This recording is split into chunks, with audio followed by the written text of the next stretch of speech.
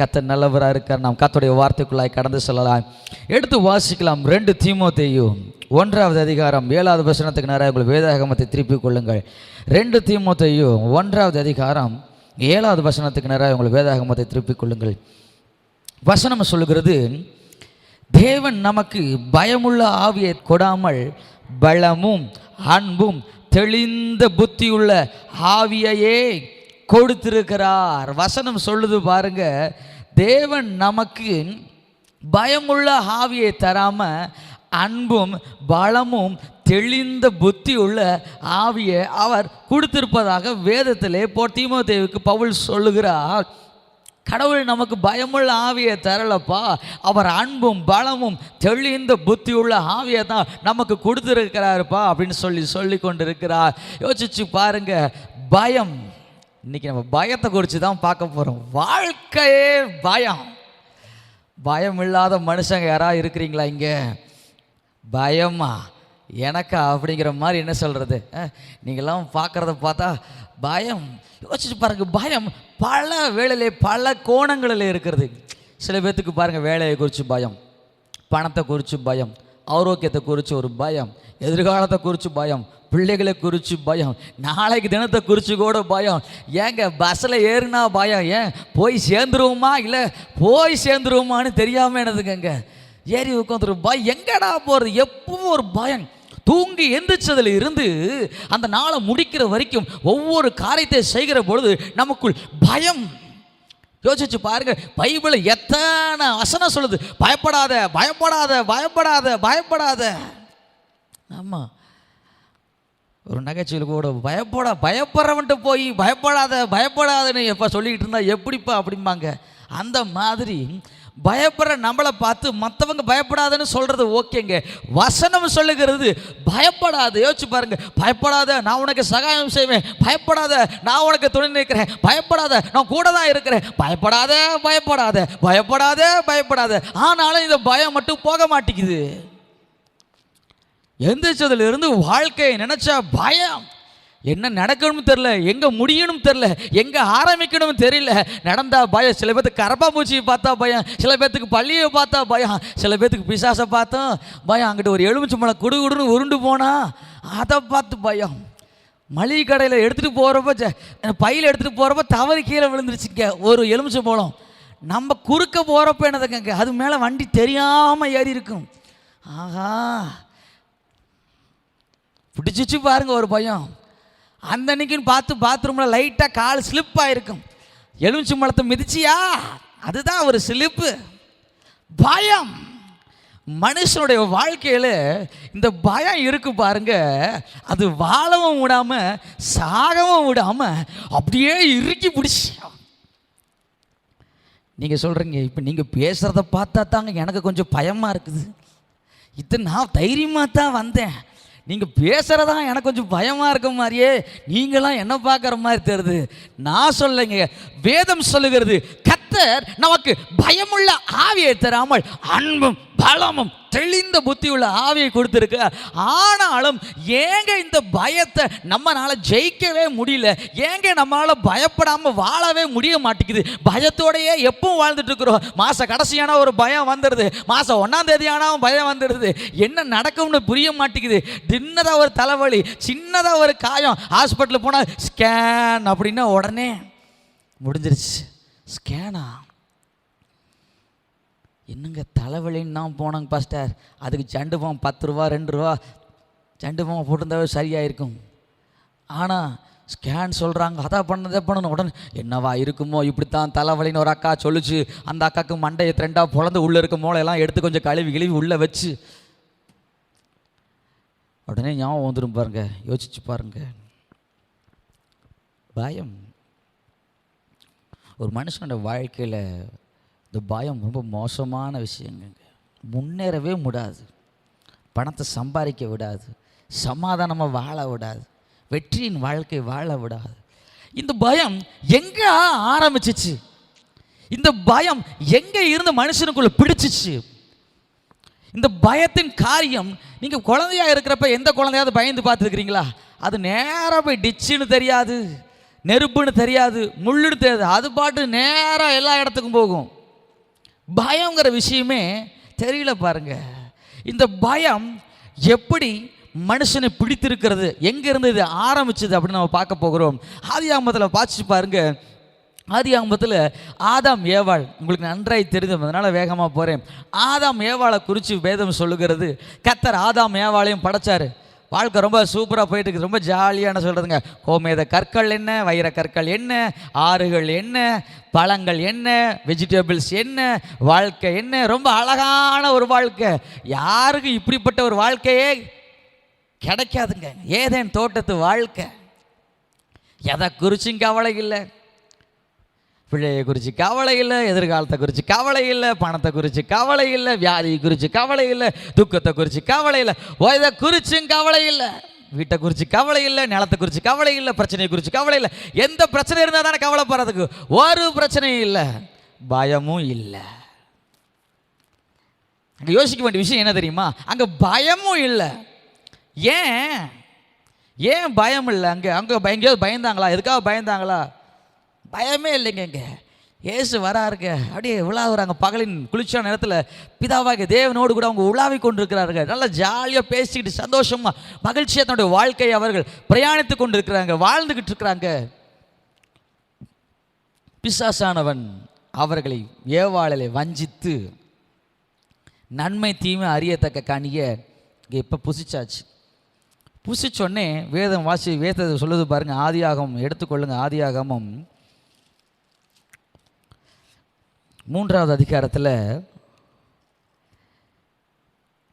8வது வசனத்திலிருந்து வாசிக்கலாம் பாருங்க. ஆதியாகமம் 3வது அதிகாரம் 8வது வசனம். பகலின் குளிர்ச்சியான வேளையிலே தோட்டத்தில் உலாவுகிற தேவனுடைய கர்த்தருடைய சத்தத்தை அவர்கள் கேட்டார்கள். அப்பொழுது ஆதாமும் அவன் மனைவியும் தேவனாகிய கர்த்தருடைய சத்தத்துக்கு விலகி அப்படின்னு ஒரு வார்த்தை போட்டிருக்கு. அந்த வார்த்தைக்கு கொஞ்சம் மாறுபாடு இல்லாமல் கொஞ்சம் வேறொரு வார்த்தையை சொல்கிறேன். அந்த வார்த்தைக்கு பயந்து தோட்டத்தின் விருட்சங்களுக்குள் ஒளிந்து கொண்டார்கள்.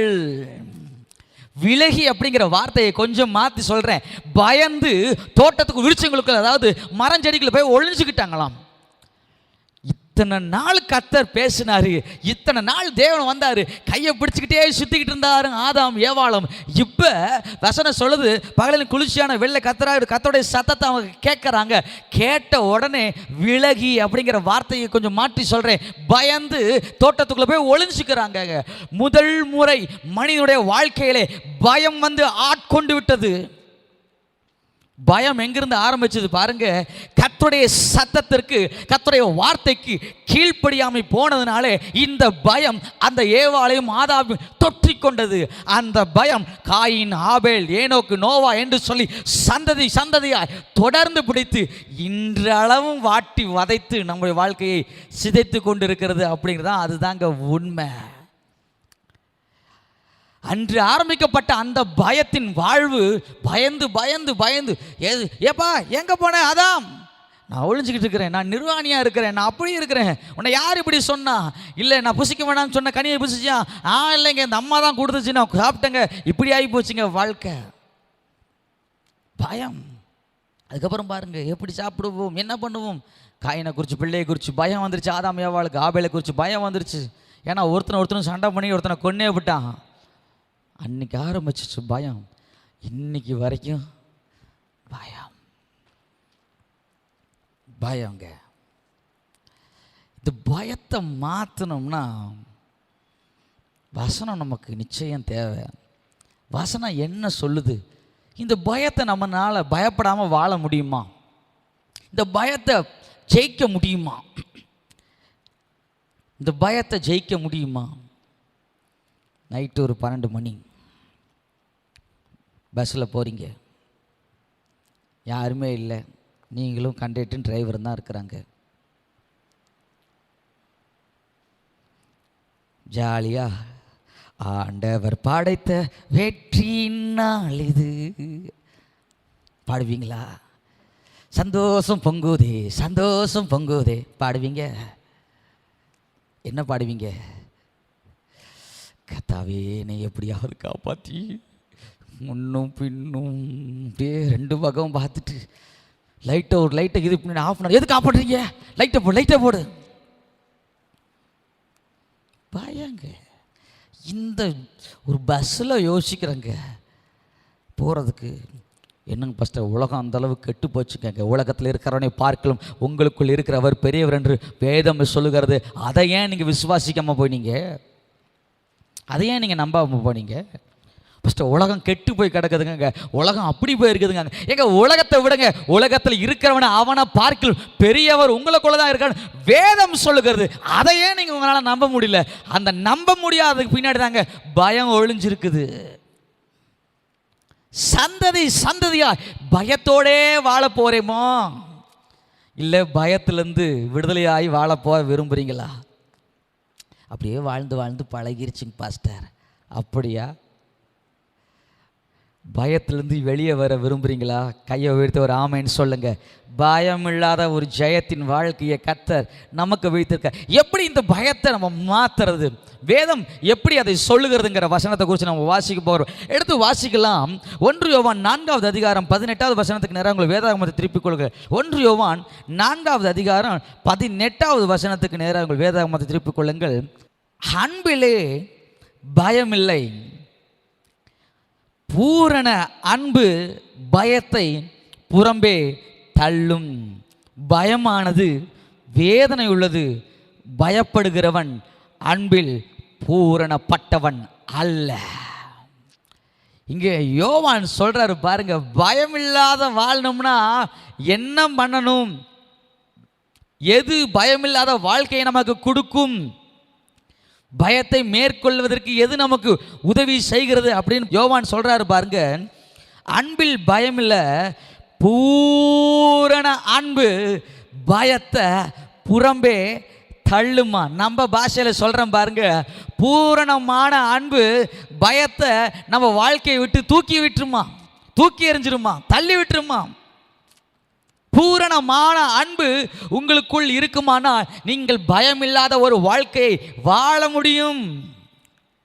சபையே விளங்கிக்கங்க, பயம் இல்லாத ஒரு வாழ்க்கையை நீங்கள் வாழ முடியுமா? நிச்சயம் வாழ முடியும். ஏனென்றால் வேதம் சொல்லுகிறது, பூரணமான அன்பு பயத்தை புறம்பே தள்ளுமாம். இந்த பயம் உங்கள் வாழ்க்கையை சீரழித்து கொண்டிருக்கிறதே, உங்கள் வாழ்க்கையில் முன்னேற்றத்தை தடுத்து கொண்டிருக்கிறதே, நீங்கள் உங்கள் வாழ்க்கையில் வெற்றி பாதையெல்லாம் அது தடுத்து நிறுத்தி கொண்டிருக்கிறதே. இந்த பயத்தை வெற்றி கொள்வதற்கு கர்த்தர் கொடுத்திருக்கிற அருமையான ஒரு நல்ல காரியம் என்னவென்றால் பூரணமான அன்பு.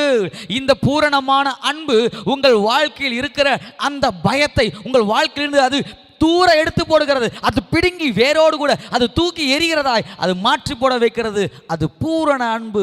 இந்த பூரண அன்பை நீங்கள் பெற்றுக்கொள்கிற பொழுது, இந்த பூரண அன்புக்குள் நீங்கள் வருகின்ற பொழுது பயமில்லாத ஒரு வாழ்க்கையை உங்களால் வாழ முடியும்.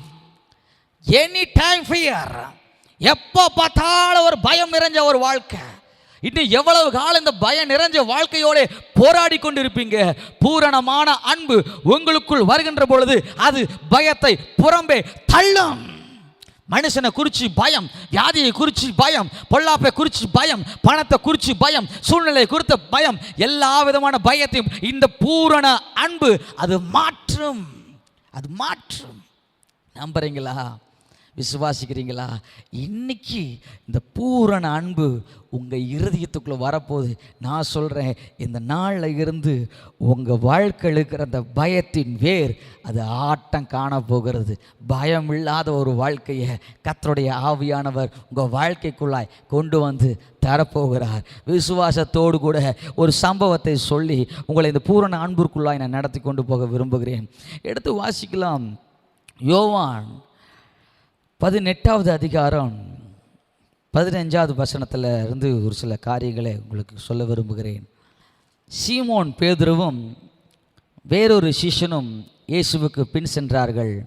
அந்த சீஷன் பிரதான ஆசாரியனுக்கு அறிமுகமானவனாக இருந்ததினால் இயேசுவுடனே கூட பிரதான ஆசாரியனுடைய அரண்மனைக்குள் பிரவேசித்தான் என்று வேதம் ஆரம்பிக்கிறது. இந்த சம்பவம் எதை குறிக்குது, என்ன பேசுது அப்படின்னா, இயேசு காட்டி கொடுக்கப்படுகிறார். அந்த ராத்திரியிலே அந்த தோட்டத்திலே அவர் காட்டி கொடுக்கப்பட்டு அவர் அரண்மனைக்கு நேராய் அவர் அழைத்து கொண்டு போகிற அந்த சம்பவம் நடக்கக்கூடிய அந்த வசனத்தை குறிக்கிறது.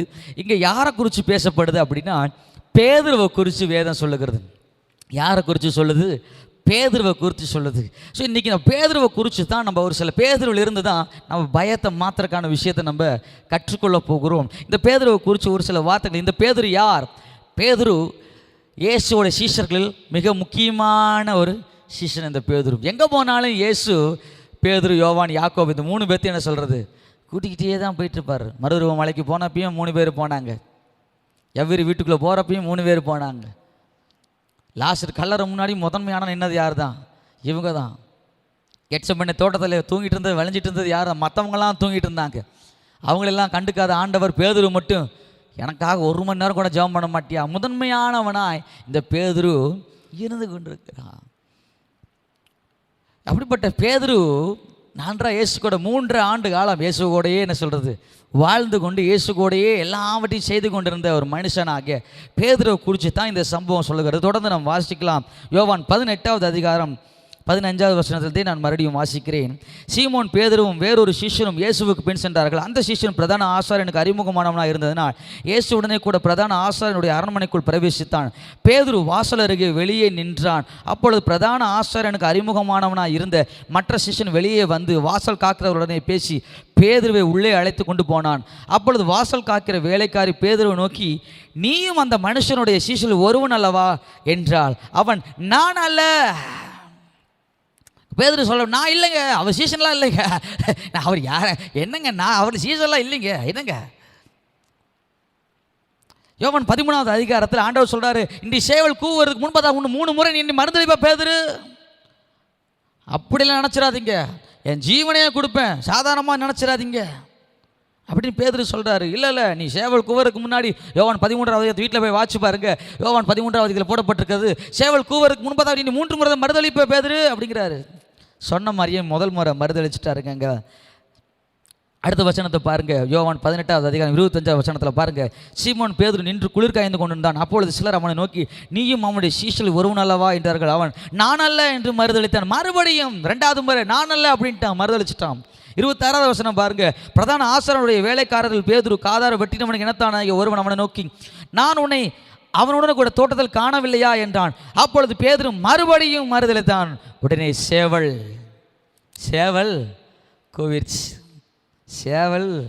கூவிருச்சு. பள்ளி கத்திருச்சுங்க பாஸ்டர் அப்படிங்கிற மாதிரி சேவல் கூவிருச்சு. சேவல் கூவின உடனே பேதுருவுக்கு ஞாபகம் வந்துருச்சு. பேதுருவுக்கு ஒரு ஞாபகம் வந்துருச்சு. அன்னைக்கு சொன்னாரே அவர், சேவல் கூவுறதுக்கு முன்னாடி 3 முறை நான் மறுதளிப்பேன் அப்படின்னு சொல்லி. ஒருவேளை இந்த சேவலை ஒருவேளை முன்னாடியே அவர் பார்த்துருந்தான்னு வச்சுக்கோங்க, அவருக்கு அந்த ஞாபகம் வந்திருக்குமோ என்னமோ. அரண்மனைக்குள்ளே உள்ளே போகிறப்போ சேவலை மட்டும் பார்த்துருந்தான்னு வச்சுக்கோங்க, அவர் சொன்னார் சேவல் இருக்குது, ஒருவேளை நம்ம மறுதளிக்காமல் இருந்திருக்கணும், இப்படி கேட்பாங்க, நம்ம அதுக்கு ஆயத்தமாக இருக்கணும், ஒருவேளை அப்படி ஆயத்தமாக இருந்திருப்பாரோ ஒரு கற்பனை. அவர் சேவலை பார்க்கலையாட்டிருக்குது. 3 முறை மறுதளிச்சுட்டார். பேதுருவுக்குள்ள ஒரே துக்கம். ஏன் மறுதளிச்சார்? இயேசுக்கு விழுகிற அடியை பார்த்துட்டு, இயேசுவை இழுத்துட்டு போகிறத பார்த்துட்டு பேதுருவுக்கு என்ன ஆயிடுச்சு? பயம் பிடிச்சிக்கிச்சு. விட்டா நம்மளையும் அவ்வளோதான். அடிக்கிற அடியை பார்த்துட்டு இழுதுபோயை பார்த்துக்கிட்டு, வேண்டாம்ப்பா சாமி, நமக்கும் அவருக்கும் ஒத்து வராது சாமி, நம்மளை ஆளை விட்டுருங்கப்பா. பேதுரு நான் அல்ல சபிச்சு சத்தியம் பண்ண தொடங்கிட்டார் இந்த பேதுரு. யோசிச்சு பாருங்க, பேதுரு அன்பானவன் இல்லையா? பேதுருவுக்குள்ள அன்பு இல்லையா? இயேசு மேலே அன்பு இல்லையா? ஏங்க அன்பு இல்லாமையா இருந்தா பேதுரு? ஏங்க வாழ்க்கையவே விட்டுட்டு தொழிலை விட்டு என் பின்னாடி வான்னு சொல்லிட்டாருங்க ஆண்டவர். தூக்கி எரிஞ்சிட்டு வந்துட்டாருங்க இந்த பேதுரு. வலையை அலசி கொண்டு இருந்தாருங்க. உன்னை மனுஷனை பிடிக்கிறவரை மாத்திரம் பேதுரு வா அப்படின்ட்டாருங்க. போப்பா அப்படின்னு சொல்லி எல்லாத்தையும் தூக்கி போட்டு இயேசு முன்னாடி கிடுகிடுன்னு வந்துட்டாருங்க. கெட்சமனே தோட்டத்தில் இயேசு ஒருத்தன் அரெஸ்ட் பண்ண வராரு, கைது பண்ண வராரு. ஏன் ஆண்டவனே கைது பண்ண வந்துட்டியா? அன்பின் வெளிப்பாடு பாருங்க. கத்தி எடுத்து காதையே வெட்டுறான். ஏசு மேல இருக்கிற அன்பு இல்லையா? எல்லா சிஷ்யனும் ஓடி போயிட்டாங்க அங்க விட்டுட்டு. இவன் ஏசு பின்னாடியே போறான். அன்பு இல்லையா? யோசிச்சு பாருங்க. பேதுருவுக்கு அன்பு இல்லையா என்ன இயேசு மேல? அன்பெல்லாம் இருந்துச்சுங்க. நமக்கும் இயேசு மேல அன்பெல்லாம் இருக்குதானா? அளவற்ற அன்பெல்லாம் இருக்குதுங்க. பேதுரு மாதிரி அன்பு இருக்குது. நான் சொல்றது மறுதளிச்ச பேதுருவை சொல்றேங்க. இன்னும் அடுத்தது இன்னொரு பேதுருவை உங்களுக்கு 5 நிமிஷத்தில் காட்ட போறேன். நான் அந்த பேதுருவை சொல்லலை, நான் மறுதளிச்ச பேதுருவை சொல்றேன். இந்த பேதுருவுடைய அன்பு தாங்க உங்களுக்குள்ளும் எனக்குள் வாசமா இருக்கிறது. பேதுரு பாருங்க, பார்த்துக்கலாம். ஆஹா ஆண்டவரே, என்ன வேணா செய்வியா? ஆமா செய்வேன் ஆண்டவரே. என் ஆயுள் முழுவதுமா துதிப்பேன் ஆண்டவரே. எனது எல்லாவற்றிலுமே நான் நேசிப்பேன் ஆண்டவரே. நேசிப்பியா? ஆமா ஆண்டவரே.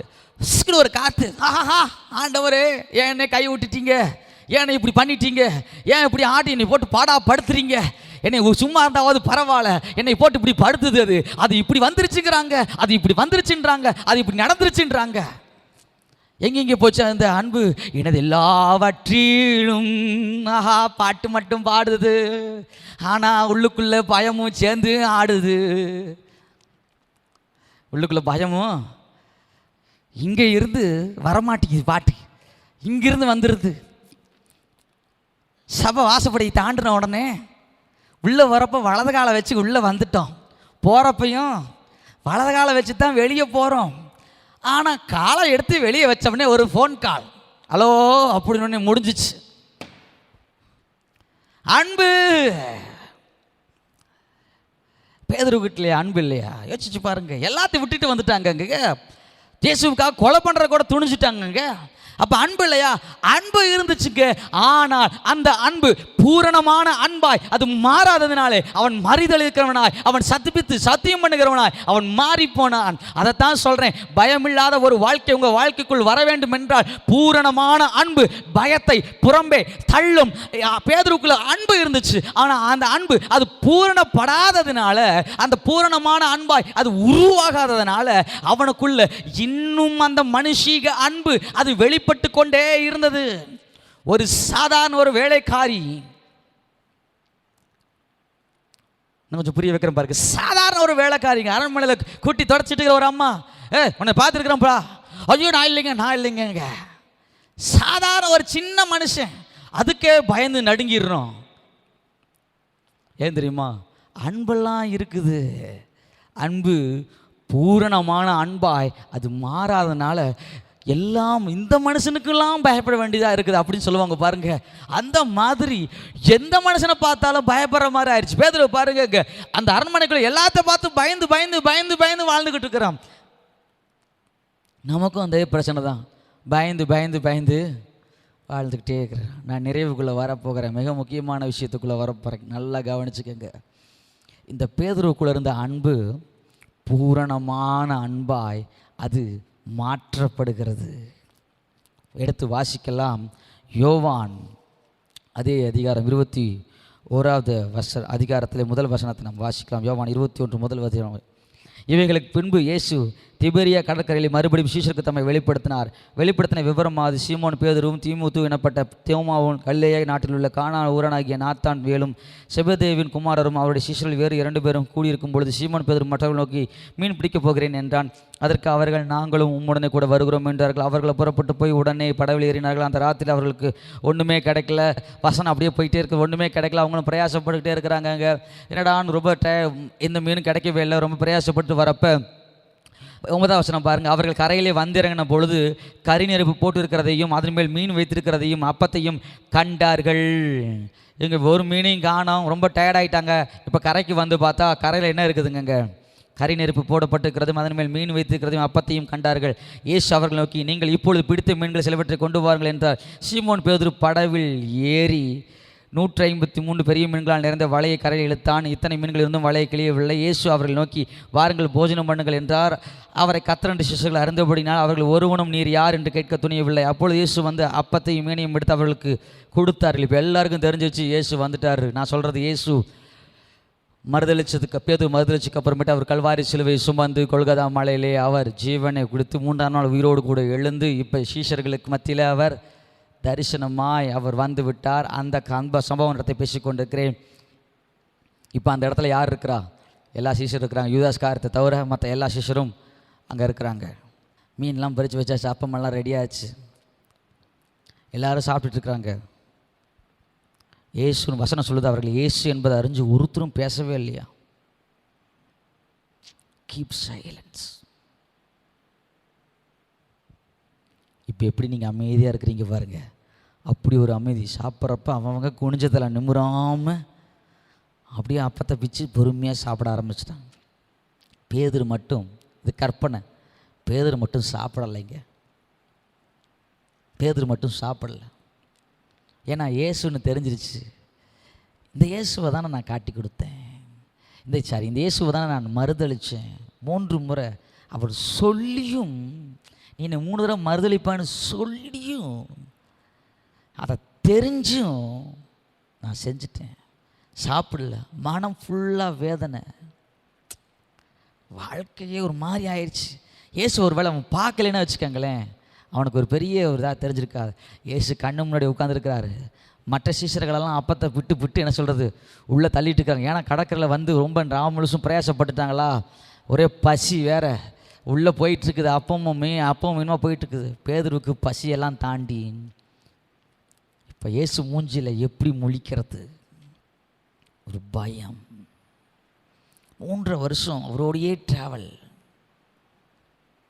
அவரோடைய வாழ்க்கை ஓடிடுச்சு. எல்லாத்தையும் விட்டுட்டு வந்துட்டேன். இப்போ அவரோடு இருக்கிறதுக்கு ஒரு பயம் நிறைஞ்ச ஒரு இருதயம். பேதுரு மட்டும் சாப்பிடவே இல்லை. வசனத்தை எடுத்து பாருங்கள், 14வது வசனம். இயேசு மருத்துவர் இழந்த பின்பு தம்முடைய சீஷருக்காரலின தரிசனங்கள் இது 3வது தரிசனம் அப்படின்னு சொல்லி முடிச்சுட்டு 15வது வசனத்தை வேதம் சொல்லுகிறது. அவர்கள் போஜனம் பண்ணின பின்பு இயேசு சீமோன் பேதுருவை நோக்கி, எல்லாம் சாப்பிட்டு முடிச்சுட்டாங்க, பேதுரு மட்டும் சாப்பிடலை. கற்பனை, சாப்பிட்டாரா இல்லையான்னு என்னை கேட்காதீங்க. ஆமாம், சாப்பிடல. போய் ஓரமாக அங்கே கடற்கரை ஓரத்தில் நின்றுருக்கிறாரு. இப்போ இயேசு நேராக சீமோன் பேதுருவை நோக்கி, யோனாவின் குமாரனாகிய சீமோனே அப்படிங்கிறார். நான் நினைக்கிறேன் இப்படி பேதுரு கடற்கரையை பார்த்து நின்று இருந்திருப்பார். பின்னாடி இயேசு வந்து சீமோனாகிய பேதுருவை நோக்கி அப்படிங்கிற வார்த்தை உணரும். பேதுரு கடற்கரையை பார்த்துட்டு இருப்பார். பின்னாடி வந்த இயேசு பேதுருவை பார்த்து கூப்பிட்டுருப்பாரு. எப்படி தெரியுமா? யோனாவின் குமாரனாகிய சீமோனே.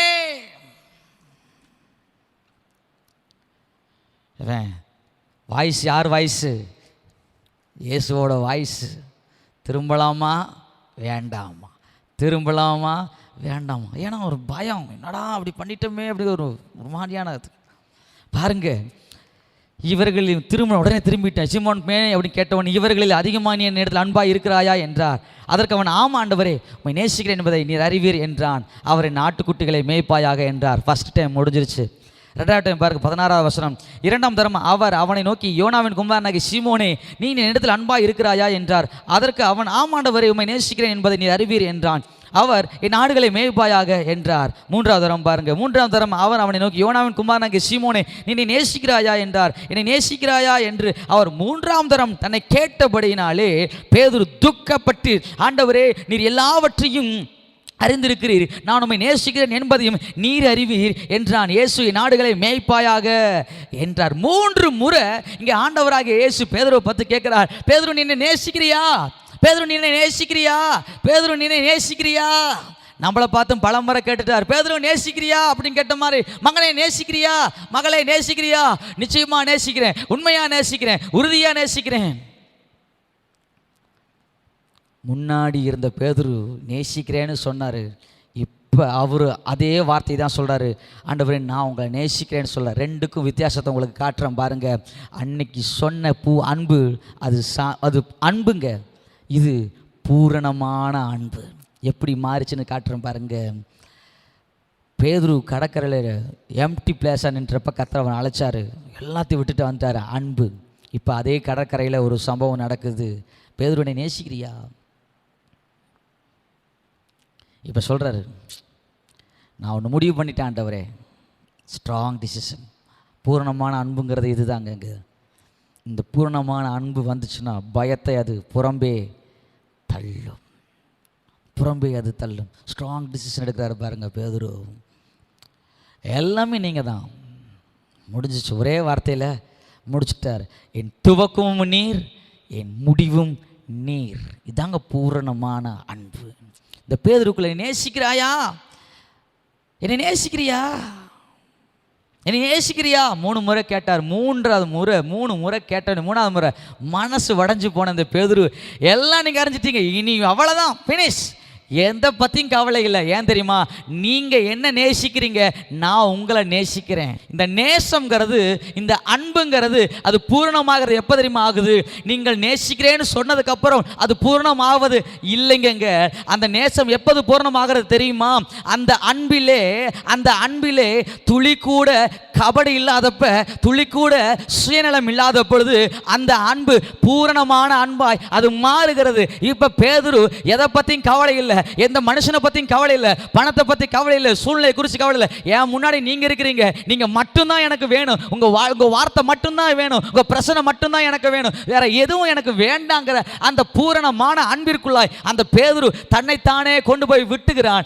இப்போ பாருங்க, அப்போஸ்தலர் 2வது அதிகாரத்தில் வசனம் சொல்லுகிற, எடுத்து வாட்சி பாருங்க. அப்போஸ்தலர் 2வது அதிகாரம், நான் முடிக்கிறேன் பாருங்க. அப்போஸ்தலர் 2வது அதிகாரத்தில் 14வது வசனத்தை பாருங்க. அப்பொழுது பேதுரு 11 கூட நின்று அவர்கள் நோக்கி உரத்த சத்தமாய், யூதர்களே, எருசலேமில் வாசம் பண்ணுகிற ஜனங்களே, நீங்கள் எல்லாரும் அறிந்து கொள்வீர்களாக, என் வார்த்தைக்கு செவி கொடுங்கள் என்று சொல்லி, எந்த மனுஷனை பார்த்து, எந்த வேலைக்காரியை பார்த்து, எந்த போர் சேகனை பார்த்து பயந்து நடுங்கிக்கணும், அதே மனுஷன் முன்னாடி தைரியமா எழும்பி பேசுறான். யாரை பத்தியும் கவலை இல்லை. அதனால தாங்க பேதுரு எதை பத்தியும் பயப்படாம தைரியமா பேசுறாரு. யாராயிரக்கணக்கான ஜனங்கள் இருக்கிறாங்க, தைரியமா எந்திரிச்சு பேசுறாரு. நீங்க கொலை செஞ்ச இயேசுவை தான் நான் பேச வந்திருக்கிறேன். ஏன்னா என்கிட்ட அன்னைக்கு பயம் இருந்துச்சு, இப்ப எனக்குள் பூரணமான அன்பு இருக்கு, அதனால எனக்கு அது பயத்தை கொடுக்கவில்லை. தேவன் எனக்கு பயமுள்ள ஆவியை தராமல் அன்பும் பலமும் தெளிந்த புத்தியுள்ள ஆவியை எனக்கு இப்பொழுது கொடுத்திருக்கிறார். அதனால எனக்கு எந்த பயத்தையும் கொடுக்க முடியாது.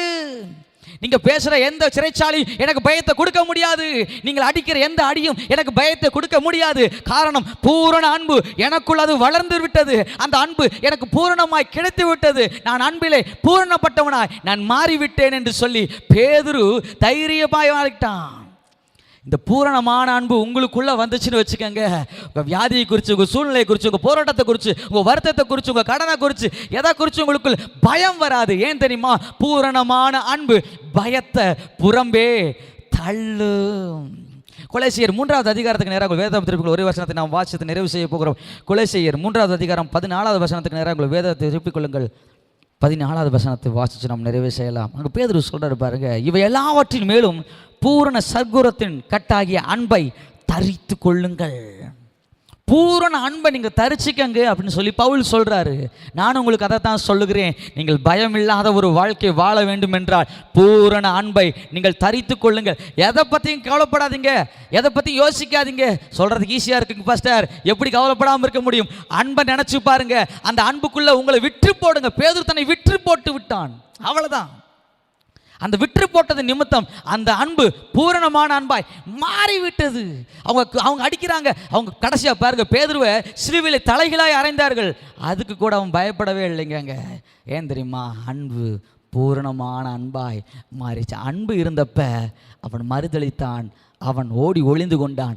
பூரணமான அன்பு வந்த பொழுது தைரியமாக எந்திரிச்சு பேசுகிறான். கல்வாரி சிலுவையில் இயேசு மரித்து 3ஆம் நாள் எழுந்து பேதுருவை சந்தித்த பொழுது அவனுக்குள் பூரணமான அன்பு வந்தது. அவன் இப்போ யூதர்கள் முன்னாடி தைரியமாக நின்று பேசுகிறான். அதே சிலுவையை தலைகீழாக போட்டு அவனை இரத்த சாட்சியாய் மறிக்கிறான். அப்போ அவன் பயப்படவே இல்லை. உங்களுக்குள் பூரணமான அன்பு இருக்கும் என்றால் உங்கள் வாழ்க்கையிலே பயமில்லாத ஒரு வாழ்க்கையை வாழ முடியும். எத்தனை பேர் விசுவாசிக்கிறீங்க? எத்தனை பேருக்கு அந்த பூரணமான அன்பு வேணும்? எழுந்து நின்று நாம் ஜெபிக்கலாம்.